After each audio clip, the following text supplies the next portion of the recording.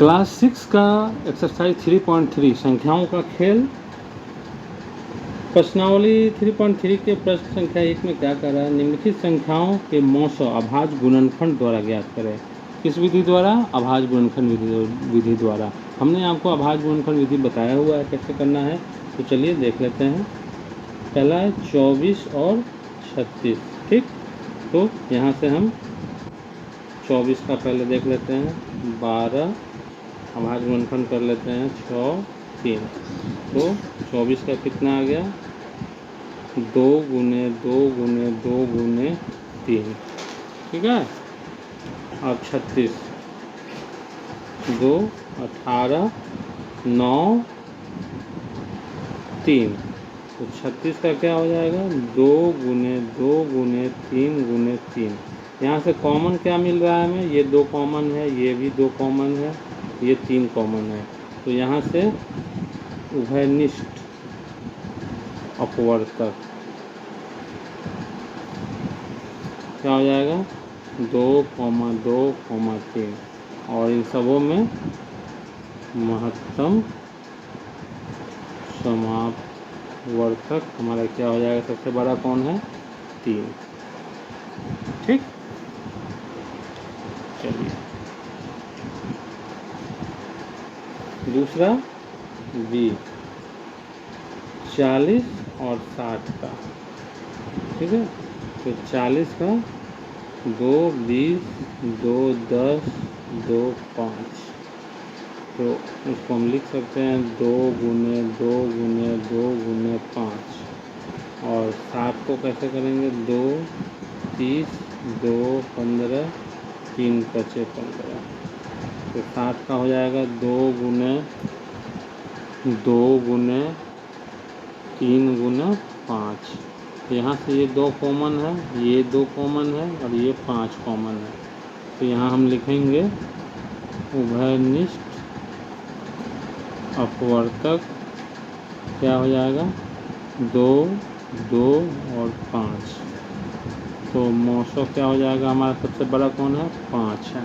तो यहाँ से हमारा क्या हो जाएगा? 5 मौसो हो जाएगा।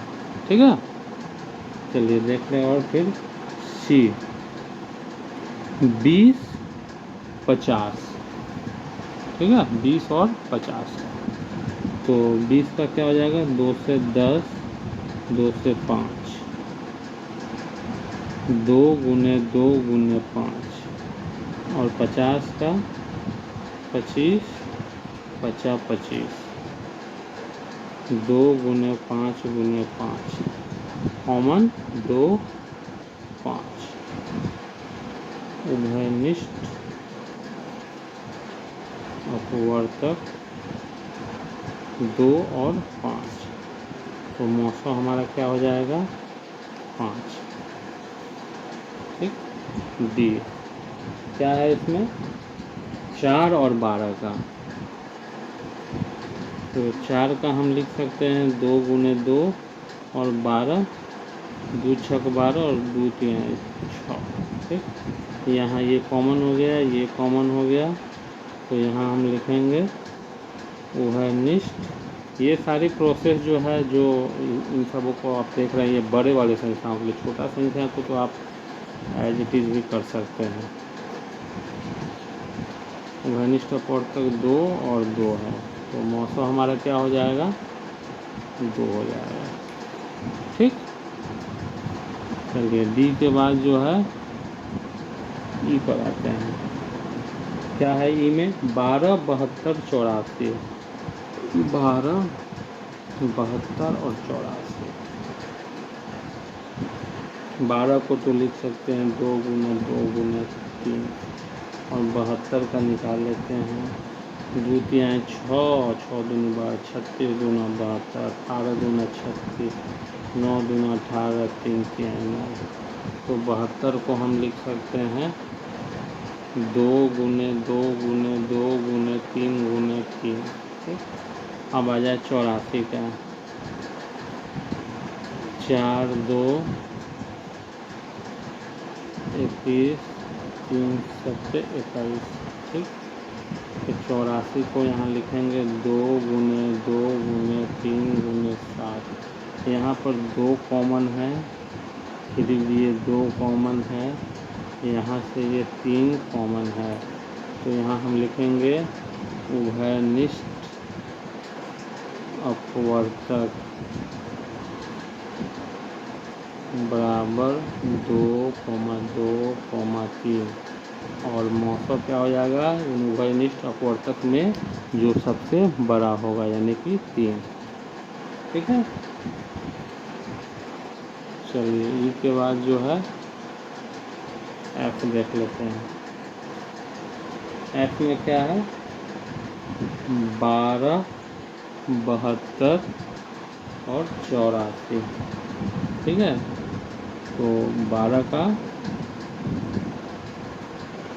2 गुने 2 गुने 3 और 12, 72, 84 तो ठीक है था। सॉरी एफ का जो है वो 70, 105 और 175 है। ठीक है, तो 70 का क्या हो जाएगा 35 और 5 से 35 यानी 70 को हम लिख सकते हैं 2 गुने 5 गुने 7।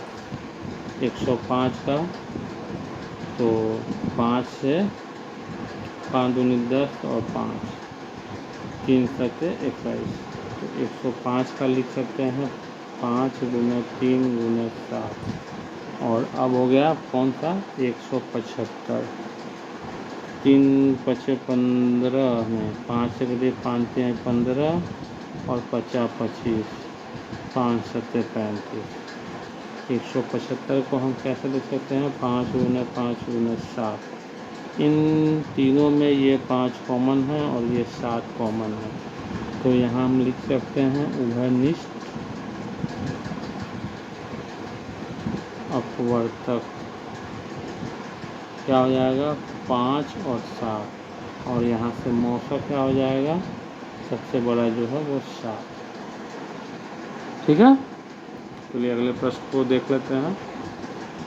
जी नंबर में क्या कह रहा है 91, 112 और 49। ठीक है, तो 91 का क्या हो जाएगा 7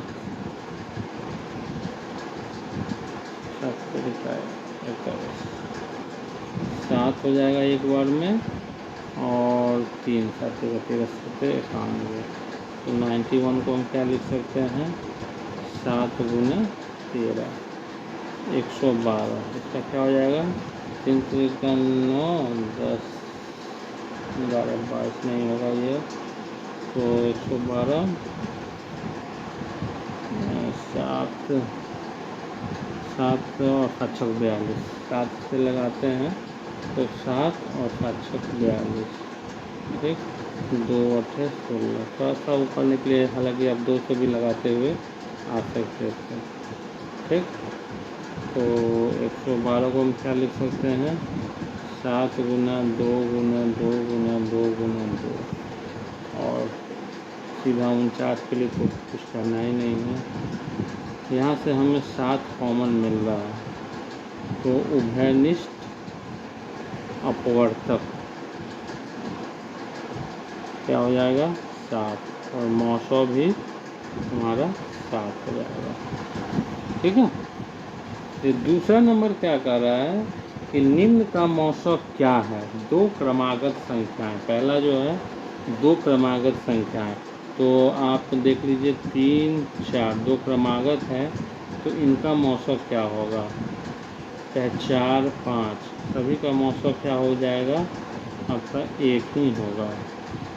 क्या होगा 2 क्रमागत संख्याओं का मौसम 1 होगा।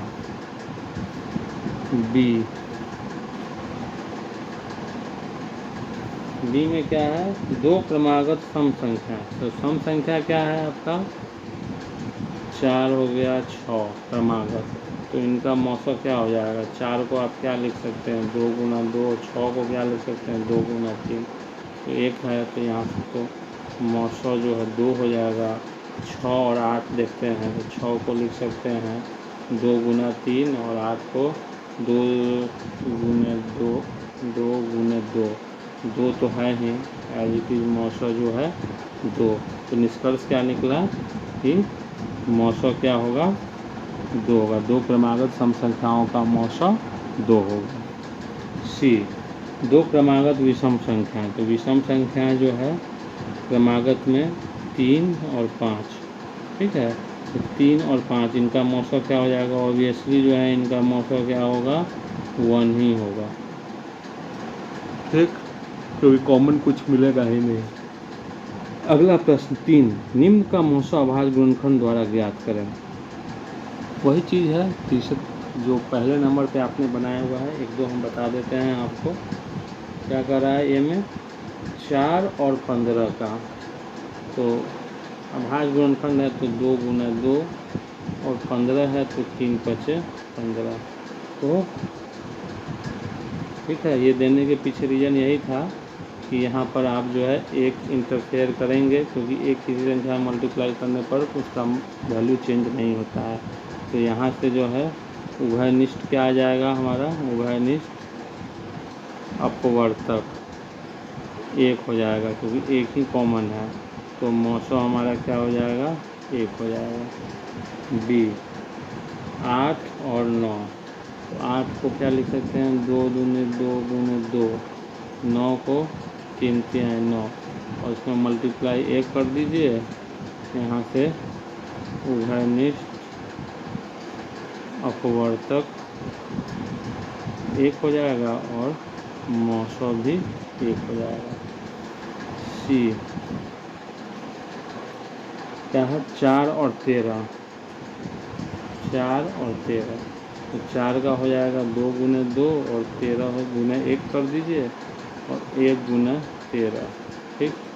यहाँ से भी उभयनिष्ठ अपवर्तक क्या होगा, 1, और जो उभयनिष्ठ में बड़ा हो वही मौसो होता है, ठीक है। तो यहाँ तक कोई डाउट हो तो आप बेझिझक कमेंट कीजिए। वीडियो अच्छा लगे तो लाइक कर अपने दोस्तों में शेयर कर दें, और चैनल को अभी तक सब्सक्राइब नहीं किए हैं तो सब्सक्राइब कर बेल बटन दबा लें। धन्यवाद।